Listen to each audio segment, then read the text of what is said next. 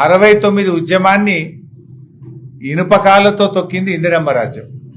Assembly ముందు అమరవీరుల స్తూపం ఏదైతుందో ఆ స్తూపమే కాంగ్రెస్ జరిపిన దమనకాండకు గుర్తుగా అసెంబ్లీ ముందు అమరవీరుల స్తూపం ఉంది.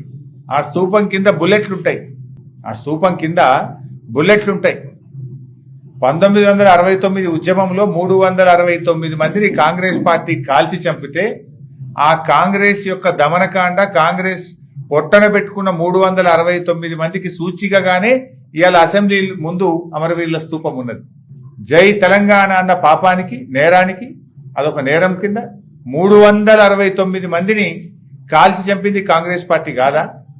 ఆ రోజు తెలంగాణ ప్రజాసమితిని చెన్నారెడ్డి గారి నాయకత్వంలో ప్రజలు గెలిపించి తమ ఆకాంక్షను కేంద్ర ప్రభుత్వానికి చాటి చెప్పితే తెలంగాణ ప్రజాసమితిని కాంగ్రెస్ లో విలీనం చేసుకొని తెలంగాణ ప్రజల ఆకాంక్షల్ని కాలరాసింది కాంగ్రెస్ పార్టీ. ఏ నాయకునికి పదవి రాకపోయినా తెలంగాణ పేరిట దుకాణం పెట్టాలి, పదవి రాగానే దుకాణం బంద్ చేయాలి. ఇది కాంగ్రెస్ పార్టీ నాయకుల చరిత్ర. ఎందుకంటే కాంగ్రెస్ పార్టీ మొదటి నుంచి కూడా మీరు అన్యాయమే చేసింది. వద్దంటే తెలంగాణను ఆంధ్రలో కలిపిండ్రు. ఫజల్ అలీ కమిషన్ రిపోర్ట్ను బుట్టదాఖలు చేసిండ్రు. 69 ఉద్యమంలో 369 మందిని కాల్చి చంపిండ్రు. ఆ తర్వాత ప్రజాసమితిని 11 ఎంపీలు గెలిపిస్తే వాళ్ళను కాంగ్రెస్ లో కలుపుకొని ప్రజల ఆకాంక్షల్ని కాలరాసిండ్రు. ఇది కాంగ్రెస్ చరిత్ర.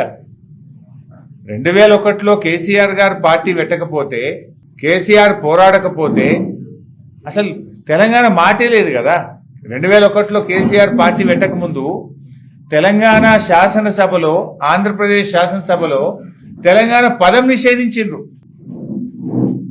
ఎవరన్నా ఎమ్మెల్యే అసెంబ్లీలో లేచి నా తెలంగాణ అంటే, ఏ తెలంగాణ అనే పదం అసెంబ్లీలో నిషేధించడం, నువ్వు తెలంగాణ అనొద్దు, వెనుకబడ్డ ప్రాంతం అనాలి.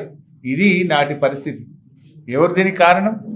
50 ఏళ్ళు రాష్ట్రాన్ని పాలించిన కాంగ్రెస్ కావచ్చు, 16 ఏళ్లు పాలించిన తెలుగుదేశం. 66 ఏళ్ల మీ పాలనలో ఏం చేసిండ్రు? జై తెలంగాణ అనే పదాన్ని నిషేధించారు. అసెంబ్లీలో ఎమ్మెల్యేలు ఎవరు తెలంగాణ పదం ఎత్తే అవకాశమే లేకుండా చేసిన రోజుల్లో కేసీఆర్ గారు పార్టీ పెట్టి తెలంగాణ సాధించారు. కేసీఆర్ పార్టీ పెట్టకపోతే అసలు తెలంగాణ పదమే లేదు కదా. తెలంగాణ రాష్ట్రం ఎక్కడిది? తెలంగాణ అనే పదమే లేకుండా చేసిన చరిత్ర మీది. ఇక మీరు మేము తెలంగాణ ఇచ్చినామని చెప్తే దయాలు వేదాలు వల్లించినట్టు కాదు ఇది.